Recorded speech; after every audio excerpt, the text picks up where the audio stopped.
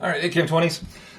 Here we are continuing on with combined gas law. This is lesson 2 of, or part 2, I guess, of lesson 3 here. A 2.75 liter volume of helium is at 99 kilopascals and it's heated from 21 to 71 degrees C. Already I can see that I have a bit of an issue. I am going to have to convert my degrees C into Kelvin. The pressure is increased to 100 kilopascals, and I'm looking for the final volume in liters. All right, so let's go back. Let's assign our 1s and our 2s. I can see that I have a volume of helium at a certain pressure and an initial temperature.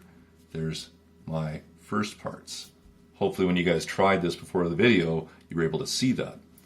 I heat it to a new temperature, so there's T2, and I increase the pressure to 100. That's got to be P2. I'm now looking for V2. All right, so a little bit of slowing down before you try and plunk numbers in your calculator goes a long way with the combined law. We want to be able to identify the first and the second situation as we make these changes. So as we go through, again, there's some algebra to do. P1 V1 over T1 is equal to P2 V2 over T2, and we are looking to solve for V2. So to get that by itself, it's already in a numerator position. It's always good practice in algebra to leave good variables where they are. So we just move the other things away, which means I want T2 and P2 moved. To do that, multiply both sides by T2 because it's already being divided. There goes your T2. Divide both sides by P2. Cancel out what is over itself, and you can see that we were able to get to V2 much more easily, let's say, in this one than some of the algebra we did in the last part. So we continue on. I now have V2.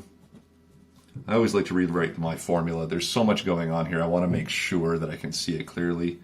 Is going to be equal to T2 times P1 times V1 all over P2 times T1. Move this up here. Let's get some numbers in there and make sure that everything's working out. We may have to do some conversions. We already know of one of them. But temperature to Celsius and back forth is pretty straightforward. So temperature to 71 degrees C, add 273 to that to turn it into Kelvin. It becomes 344 Kelvin. P1, we identified that as 99 kilopascals. So if I'm going to use kilopascals here, I want to make sure that I use kilopascals and any other pressure numbers I use. Volume 1 also had to get into this numerator. There it is at 2.75. And again, write your units. Don't be lazy here, guys. Write your units. It is going to help, especially as we get into the next laws, which have even more units to deal with. All right, we want to be able to keep track of what the numbers mean. P2, we identified that as 100 kilopascals. And we have T1, which is 21 degrees C, but to turn it to Kelvin, we had 273 to this, which gives us 294 Kelvin. When you look at your units, you can see that your pressure units are the same, so hey, that's awesome, they'll cancel. Temperature is the same and in Kelvin, so we will solve for liters. You just have to plunk this into your calculator. All right, so the entire numerator divided by entire denominator. If you do it right, it gets you 3.1855 liters. Hopefully you're able to match that. We go back, we'll check our sig digs now. There's 3, 3, 3, 3, 3. Made this one kind of easy. So there's your 3 sig digs. The 5 to be dropped will round me up. So therefore my answer is 3.19 liters of helium gas. Not too bad. All right, let's go on to the next example.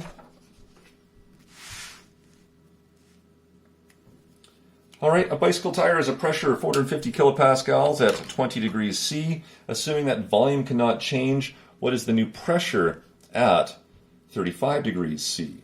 So let's take a look at this one. We have our P1 V1 over T1 is equal to P2 V2 over T2. We have initial pressure. We have an initial temperature. we have a new temperature and we are looking for a new pressure. And said the volume cannot change.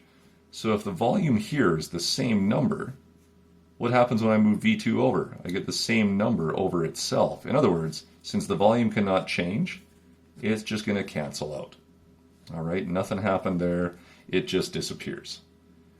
All that's left is a law that we haven't seen before. If we had more time and are doing this classroom, we would introduce this as Gay-Lussac's law.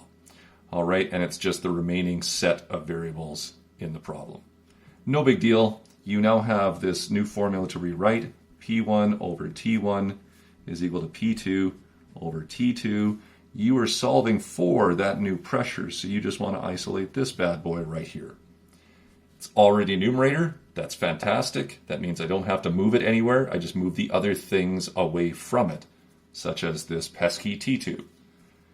T2 is being divided into it, so I would multiply both sides by T2 in order to cancel that out, and P2 is now by itself. Rewrite your final formula here, and P2 in this situation is just equal to P1 times T2 all over T1. Not bad, huh? So to finish off my calculation here, I just need some numbers. P1 was 450 kilopascals. T2 is 35 degrees C.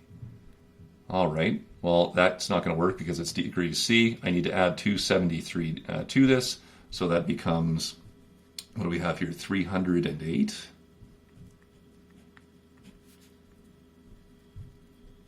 And then we had 20 degrees C, so that'll be just 293 when we convert it to Kelvin. You can see that your temperature units of Kelvin now cancel. The last unit you have standing is kilopascals, which is a unit for pressure. So we're good with this. We just have to run it through the calculator.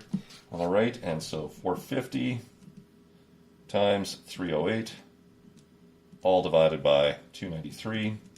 Your calculator spits out an answer here equal to 473.03 kilopascals. Check your sig digs, 3, 3, and 3. I need to reduce this here.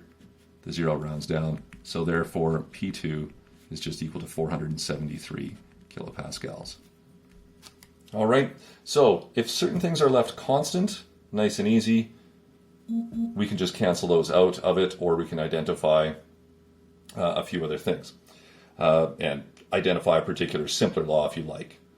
Kind of running into my 10-minute limit for these videos here, so I'm going to save example 4 for a short third video and then go on to your assignment. Okay, but yeah, one more short video to finish this one off.